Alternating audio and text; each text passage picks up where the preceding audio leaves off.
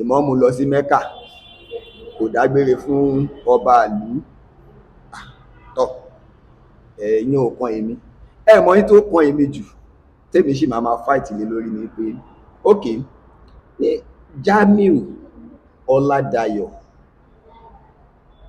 ṣé tí wọ́n bá yọ ìmáàmù ṣé wọ́n lo capable láti di ìmáàmù ni,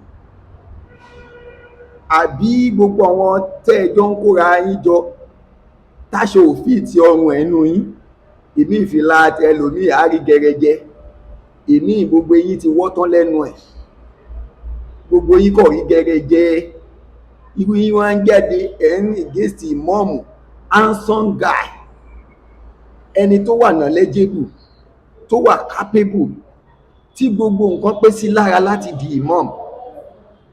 Ṣé ẹ̀yin náà ẹ jẹ́ ká jọ bèèrè wa léèrè láti jọ́ tí Sheikh Dr. Tọ́lẹ̀ àti Yunus tó ti di ìmáàmù Ògbómọ̀ṣọ́, ẹ rí àyípadà sí dáadáa nínú ìlú Ògbómọ̀ṣọ́. Ẹ jẹ́ àgbàgbé pé mùsùlùmí, kódà both Christian and Muslim inú wọn dùn wípé èèyàn ni wọ́n fi ṣe ìmáàmù, kì í ṣe èrò bíi ti yín. Gbogbo yín kọ̀ ṣẹnu wọ́n ẹṣẹ́nu wúruwúru ẹ̀ ń bọ́ sórí social media ní kálukú ń sọ wọ́n lẹ́nu.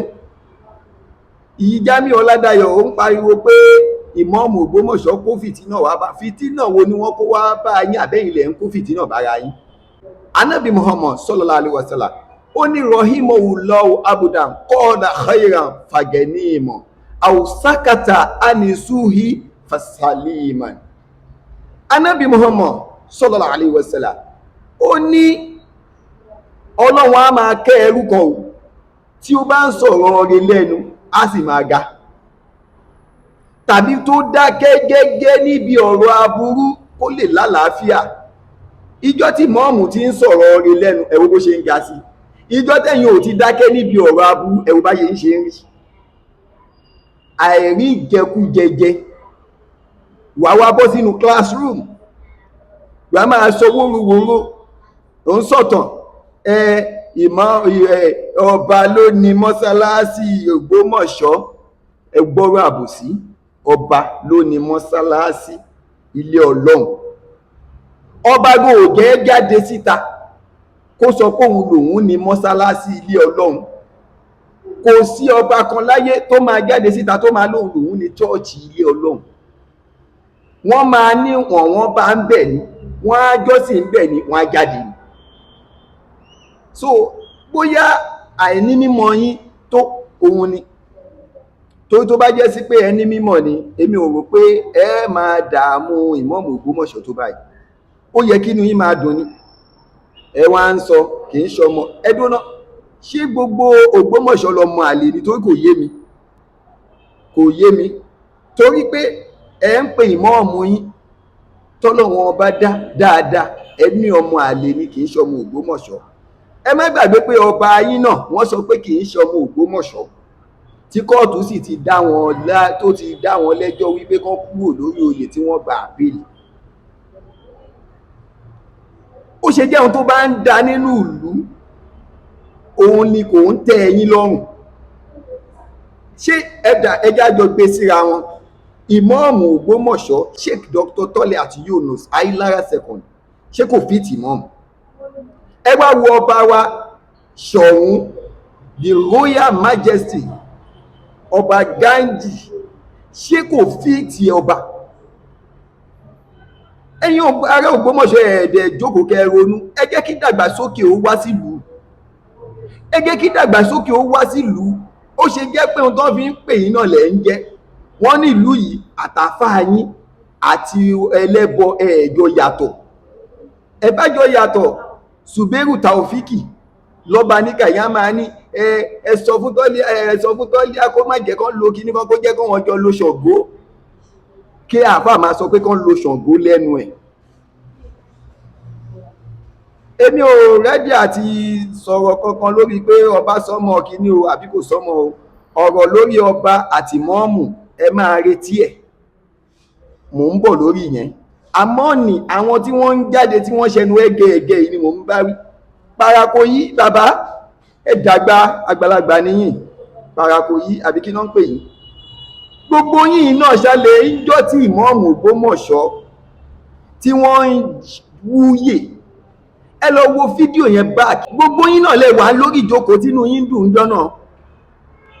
Ó wá ṣe jẹ́ ẹ̀sìn yìí nítorí bẹ́ẹ̀ rí jẹkújẹjẹ mọ́ lẹ wá ṣe ẹ̀ mọ̀ pé ìmọ̀ọ́mù ń ṣe ọmọ bíbí ìlú Ògbómọ̀ṣọ́. Gbogbo ìgbà tó ń gbẹ́ran wálé iléyá ẹ̀ ń gba ẹjọ́ ń jẹ́ ńgbà náà ni, tó ń fún gbogbo yín lówó ẹ̀ ń gbà, torí ẹ̀ rí jẹkújẹjẹ mọ́ ló wá di pé kì í ṣọmọ yín, ẹ̀ẹ́dẹ̀ bẹ̀rù Ọlọ́run. Àníṣe mò ń sọ fún yín, ẹ ronú ọ̀la àwọn ọmọ yín mọ́ èyí tẹ́ ẹ̀ ń ṣe lónìí. Ṣé gbogbo tẹ́ ẹ̀ ń ṣe yìí, Parako yìí, Jamiu Ọládayọ̀ àti gbogbo orú yín bẹ́ẹ̀, ṣé tọ́wọn ọmọ yín bá jáde lọ́la pé wọ́n fẹ́ di póòsì kan, ṣé wọ́n á fún wọn? Ẹ bira yín léèrè. Lẹ́yìn tẹ́ ẹ̀ ń tako ọmọ ọlọ́mọ lónìí, ṣé ó pọ́sibù kí ó dọ̀la kí àwọn ọmọ yín náà wọ́n ní ìdí kankan fún wọn? Bí èèyàn bá ti wu ìwàkiwà sọ́mọ ọlọ́mọ, Ọlọ́run á yàn wọ́n tí ó dààmú ọmọ tiẹ̀ náà kàn. Bẹ́ẹ̀ tí ń dààmú Sheikh Dr. Toliat Yunus, àwọn ọmọ yín náà á rí dààmú lọ́la, kò ń ṣèpè, kì í ṣèpè, torí pé ìmọ̀ọ́mù gbé ìmọ́lẹ̀ dé sílùú Ògbómọ̀ṣọ́, ẹ sì ń fẹ́ máa pa iná torí pé ẹni òkùnkùn ni yín. Gbogbo yín ẹni òkùnkùn ni yín. Ẹ wá fẹ́ kí ìmọ́lẹ̀ ó tàn, ó ní gbogbo ìtẹ́ ń ṣe. Gbogbo iṣẹ́ tẹ́ ẹ ti dè tó ń já, irú ẹni tó lọ ń de tírà fún ìkọ́nà àwọn olówó yín nílùú Ògbómọ̀ṣọ́, mo forúkọ bò láṣìírí, tó jẹ́ pé tírà tó lòun dè Daily Times newspaper ni ó ráàpù mọ́nú tó ráǹdì, á ti máa yé wọ́n tó ẹni tó ṣiṣẹ́ yẹn. Ìmọ̀ọ́mù Ògbómọ̀ṣọ́ dẹ̀ ń sọ fún yín pé gbogbo orú nǹkan báyìí ò dáa. Gbogbo ẹ̀yin ọmọ kéékèèké tó yẹ kẹ́ ẹ mójú tẹ́kọ̀ọ́, tó yẹ kẹ́ ẹ padà sí skul, inú mi dùn. Jamiu Ọládayọ̀ fún ara ẹ̀ fẹnu ara ẹ̀ sọ pé ọba ní pé kí gbogbo yín lọ kéwú dáadáa, kẹ́ ẹ kàwé dáadáa, kẹ́ ẹ kọ́ṣẹ́ dáadáa, torí pé ìjọ́ tí wọ́n bá mú yàn pé wọ́n fẹ́ lo ibì kan tí ọ̀hún bá ti mí tẹ́niyàn ò bá ti mí top standard, ó bá àjọmọ̀ ọ̀ràn kan ò ní débẹ̀. So Ọlọ́run kó ṣàánú wa. Ẹ̀yin tẹ́ ń dààmú ìmọ̀ọ́mù Ògbómọ̀ṣọ́, ẹ̀yin náà máa rí dààmú o, ẹ lọ kọ sílẹ̀ o. Gbogbo ẹ̀yin tẹ́ ń dààmú wọn lónìí, látorí gbogbo yín bẹ́ẹ̀ ẹ mọ́ra yín o, bọ̀tí tí mo mọ̀ tó dá mi lójú nu gbogbo yín, Jamiu Ọládayọ̀, ìyẹn kò sígbà kan tó fi sọ̀pọ́ọ̀tì ìmọ̀ọ́mù Ògbómọ̀ṣọ́. Bẹ́ẹ̀ náà ni Suberu Lọ́baníkà Taofiki àti Yusuf Ọládayọ̀. So gbogbo àwa tá a dẹ̀ ń bú ọba Ṣọ̀ún, ẹ má jà bú ọba mọ́ o, ẹ má jà bú ọba mọ́, ẹ jẹ́ a fi ọba Ṣọ̀ún sílẹ̀. Àwọn tí ìbá ń ṣe àwọn amukun mẹ́kọ tí wọ́n lọ ń sọ̀sọkúsọ fọ́ba, ọba ò ní máa gbé ìgbésẹ̀ tí wọ́n ń gbé. Wọ́n sì ń fẹ́ kí ọba kó mú ìlérí rẹ̀ ṣẹ ni pé ọ̀tọ́wọ́n bá ti sọ̀pọ́ọ̀tì ọba o, a bá wọn yọ ìmọ̀ọ́mù. Ìmọ̀ọ́mù sì rí kò ṣe é yọ, àfiwọ́ tó bá máa yọ ẹ̀mí ara rẹ̀. Ẹ fi ìmọ̀ọ́mù sílẹ̀, tó bá yọ ẹ̀mí ara rẹ̀ ni kó máa gbèrú pé kí wọ́n yọ ìmọ̀ọ́mù. Àmọ́ tó bá mọ̀ pé ó fẹ́ máa bẹ lọ́nbẹ̀ gbére, fi ìmọ̀ọ́mù sílẹ̀. K'Ọlọ́run kó má ṣàlàyé gbàdúrà wa.